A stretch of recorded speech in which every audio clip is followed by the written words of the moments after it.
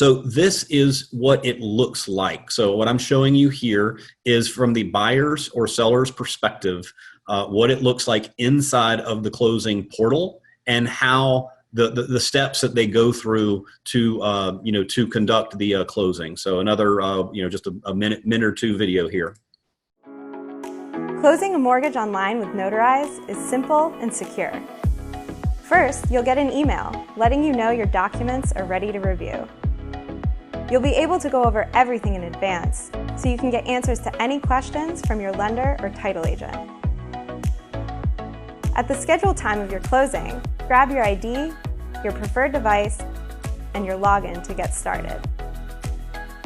You'll enter details like your name and address. We'll do a quick tech check to make sure your hardware is ready to go and your internet connection is strong.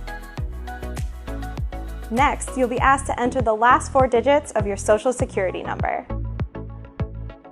With that, we generate a series of security questions to validate your identity. Then we'll capture a photo of your ID. Now it's time to connect with the notary. They'll confirm your identity and read you the required legal language for the notarization. They'll guide you through signing all of your documents, then notarize them as required. And that's it! The session is complete, and you, the title, settlement, or lender agent, will automatically receive access to the completed tamper-sealed documents.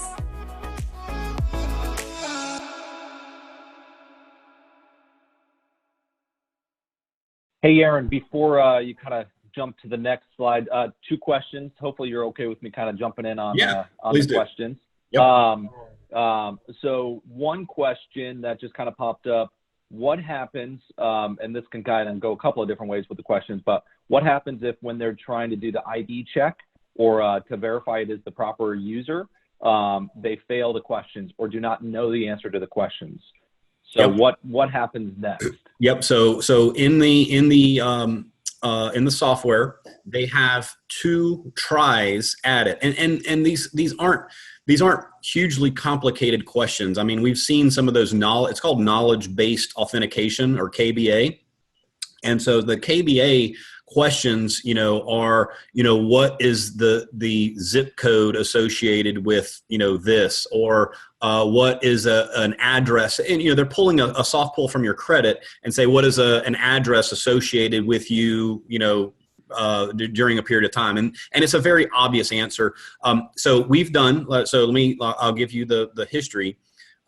We performed the very first remote online notarization closing in Florida's history back in March of 2018. And so we were part of a special beta test project with with a title underwriter, a lender, and us, and the software provider. So we conducted the very first one almost more than 2 years ago, and then from that time until the passage of the law in January of 2020, we had conducted hundreds of closings in this manner.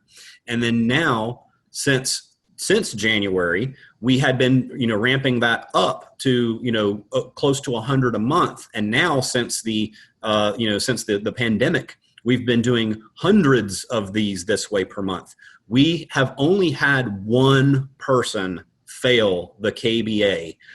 And what happens if they fail the second time, then we have to just place a phone call into the software provider, and they do some additional questioning that way. And the person did pass on that call and attempt. So great question. I've answered that question a number of times, but now out of, probably approaching 1,000 e-closings that we have performed, it's happened once. Thanks, Aaron. Follow-up question on that. Do they offer notaries who speak different languages? Yep, great question. So we have 3 different languages on our staff, but we also have the back office of Notarize. Notarize has call centers full of notaries on call 24/7, and I believe they are up to 30 languages. So yes, absolutely. We've encountered a number of different language barriers, and we've yet to have one presented to us that we've not been able to help out. Perfect. Thanks, sir. All right. So on that video, what I wanted you to kind of pick up on there too was, it was the ease of the process. B, some of the tech, the technology behind the scenes. It's not, again, it's not just, a person walking into an office, and one of our closers or our reception people looking at a driver's license to verify it, because, fake IDs have been around for a long, long time. And sometimes those driver's licenses are a little bit beat up and ragged. So, maybe the expiration date is a little bit hard to read. So we're doing the best we can as humans. But, we're getting into a day and age that we've got to be better than that. So the fact that this software, you have to hold that driver's license up to the camera and they get a proper picture of it front and back. On the back of your driver's license is a barcode. And so the technology actually hits the national registry to make sure that your driver's license or photo ID is still active and not expired. And it's picking up on that imagery on the front, all of those holograms and symbols. It's picking up, whether that is there or not. And then you have the knowledge-based authentication questions, to further, make sure that the party is who they say they are. And lastly, the session is being recorded. So the law is that the session, the notarial act, has to be recorded and held in a database for 7 years, accessible by a court of law. So the fraud measures that this now implements into the closing process is just phenomenal. And so you can start to see why this is being pushed rather heavily these days. Not to mention the savings and the paperless transaction, but the amount of fraud reduction. So the other thing to kind of take away from that video is, again, everything is tagged. Everything is tagged in those documents. So the signatures and the dates, you can't move to the next step until you sign the last one. So it really makes missing a signature virtually impossible. So what we have found in doing the eClosings, a traditional closing takes about an hour. The eClosings are down to about 25 minutes. So it's really kind of a thing of beauty. So let me show you, how do we get to the eClosing so you understand what's behind the scenes and how it works. So this is traditional closings. I told you my mom started Hillsborough Title back 35 years ago. So this is actually me and my mom performing closings back in the 80s. That was me over on the left-hand side, etching the closing documents in stone. So don't tell my mom I showed that. So we do have, this is the hybrid eClosing. So I said it's a little bit of technology. So it's an iPad connected to a typewriter. So next up, we'll have the fully electronic closing. So this is kind of the Jetsons. It's a unified process and everyone's, streamlined and talking to each other. All the systems are integrated, and it really is a thing of beauty. One of the things that has been asked a lot is, well, how come we can't just, how come we can't just DocuSign the note? Why do we have to use all this other technology? Well, behind the scenes, it's not just a PDF document anymore. The note, is an instrument of value. Whoever holds the note is owed money. So it is, as soon as that note is signed, it's worth, hundreds of thousands of dollars or whatever the face value of it is. So in order for us to get to the eClosing, the eNote and the eVault had to be created. So, and I shared a link there on Fannie Mae's website. Actually, Fannie Mae's got a fantastic website with lots and lots of information about eClosing. So if you're a kind of a technical nerd like me, you could really dive into there and really understand the process of the eNote and eVault. But we had to be able to, have the lenders have to have the eNote and eVault capabilities set up in order to perform an eClosing. So, and this is just a quick high-level look at what all software solutions are needed in order to perfect an eClosing. So you can see on the left, it's those lenders loan origination systems, married, to the next one, the title production systems. And those two have to talk to one another and pass data. And then you've got to have the eClosing solution. So the eClosing is simply the signing solutions, the e-sign. So you can see the title eClosing solutions and then lender eClosing solutions. And then those have to talk to one another. Then you could see the remote online notarization platforms that will engage that notary into the process. And then lastly, the e-recording solution. So this is a very all of these technologies had to talk to one another. This is lots of APIs, lots of integration, a lot of engineers and software people to get all these things to marry up. So it's been quite a journey to get here. So it's just to show you, it's not a simple process by any means. So, hey, Aaron, before we kind of question that's kind of popped up, who selects the platform that they use for the actual sign-in, if it is a Ron sign-in?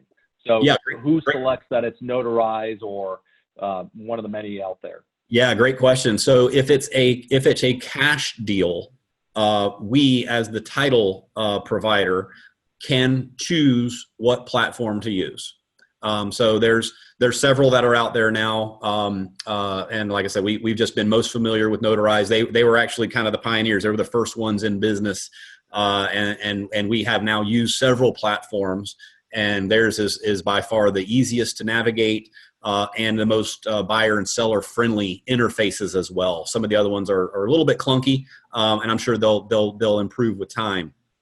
But that's on cash transactions and maybe seller sides.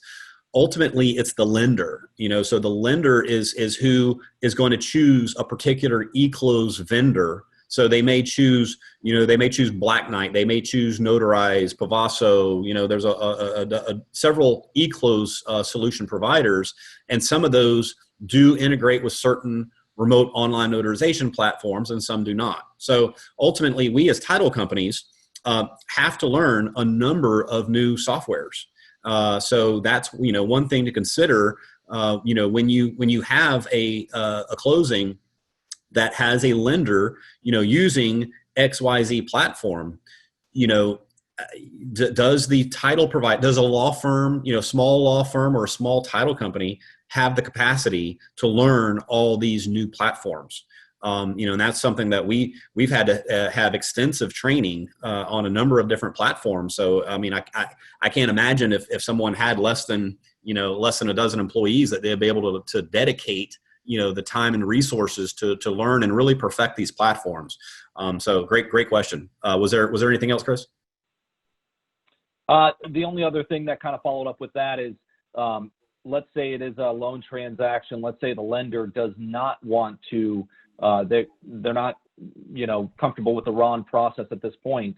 So they will not allow the buyer to do a RON close-in. Can the seller still sign through a RON process? Yeah, that's been a great question. I would say back in January, the answer was no several of the times, that because of the lender not being familiar with eClosing in general. I mean, because it's not eClose and remote online notarization, or actually we should say remote online notarization is only in 29 states, I believe, right now. So some of the lenders just said, you know what, until it's nationwide, we're not going to focus on that. Or until it's more widespread use, we're not going to focus on that. Well, guess what happens in a pandemic? Guess what happens when no one wants to come into an office and sign anymore?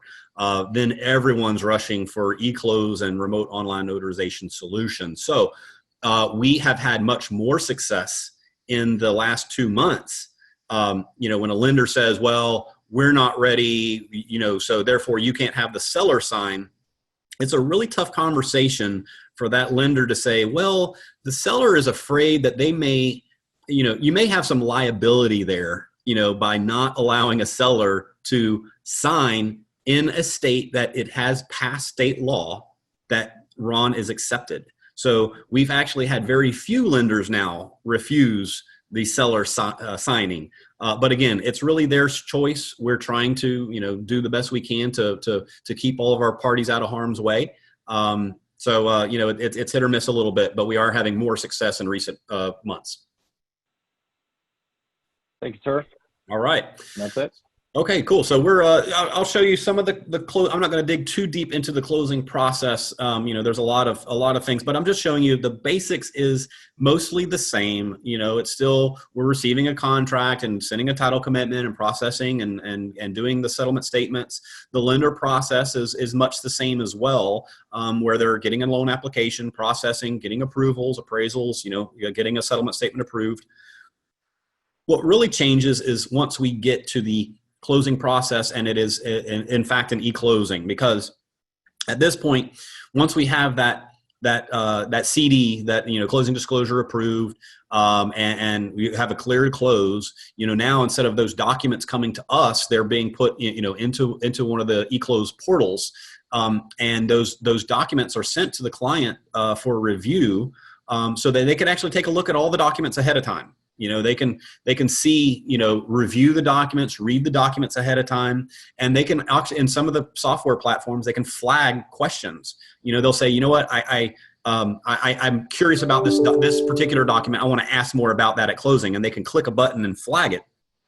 Some of the documents are grayed out so that they cannot. They can review, but they can't sign or do anything because it's mandatory that it be executed, in front of the notary. And then some of the documents are not date sensitive, and the lender is okay with them going ahead and e-signing ahead of time. So what we're finding is these closing packages go out ahead of time. The borrowers get the ability to review. And sometimes they'll sign 50-60% of the closing package ahead of time, and they didn't have any questions with those documents. And then again, that's what shortens that closing time. So once the documents are sent, we schedule the e-closing with the parties. We log them into that digital closing room. It's still a closing. So we're still, scheduling it, making sure everyone's, prepared and ready. And, there's still an interface there with our closer. They do the ID check. We do all the signatures, and ultimately the video and documents are all stored.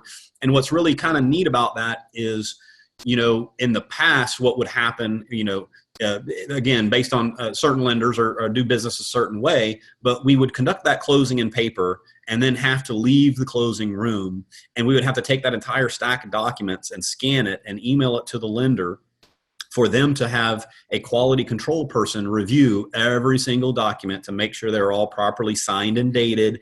And ultimately what happens, the closer comes back into the closing room and there's like 2 or 3 pages like, oh, I need you to sign here, and this one just came over and I forgot to have you date here. So we have to come back in, have a few more executed, take them back out, rescan it to quality control before they give us the final closing approval and authorization to fund. What's really neat about the eClose platform is there is none of that. That's all been eliminated. So the last signature is the last signature, and the minute they click close, that package is back in the lender's back at the lender. A copy package is immediately sent to the parties and to the title agent, and all of that paper shuffling behind the scenes is then eliminated. So from our perspective, the post closing process changes pretty dramatically. But ultimately, there's no more scanning, there's no more copy packages, and it reduced costs, and that's pretty flippin' sweet to us. So we want to talk about, what the setting up of a digital closing room looks like, and because we want to make sure that wherever we close these parties, whether it be in my office, in the real estate office, or in some sort of professional environment, that the parties are ready for what this closing process looks like. So, we talked about the login process and how they handle the credential analysis and the imagery on those driver's license and the knowledge-based authentication. And then, the communication, you can kind of see here there we're looking at on a tablet or a device, and the closer is there explaining the documents. And a question came up earlier, very early on, is what about us? What about the real estate professionals? Well, look at us right now. We're all on a Zoom. And so what we're prepared, and the software platforms are prepared to do as well, is integrate anyone who wants to attend a digital signing they can still attend. So here we all are at closing, just like our Zoom calls are set up now. You'll have the side profiles, over to the right-hand side: closer, realtor, lender. Oftentimes we're all subject to, the end of the month. It's always Friday at the end of the month, and there's lots and lots of closings going on, and lenders, you simply can't make every closing. They want to attend all those closings, but they simply can't. They have to choose a handful to go attend. And so in this way, at least they can log in, be a part of that process, and kind of celebrate the victory with everyone. So I think we're going to have some really neat options that come up, whether it be live or Zoom or some sort of interface. And ultimately, the fraud prevention measures are pretty remarkable. I can't figure out how to commit fraud, in this new world, because of the technology behind the scenes. So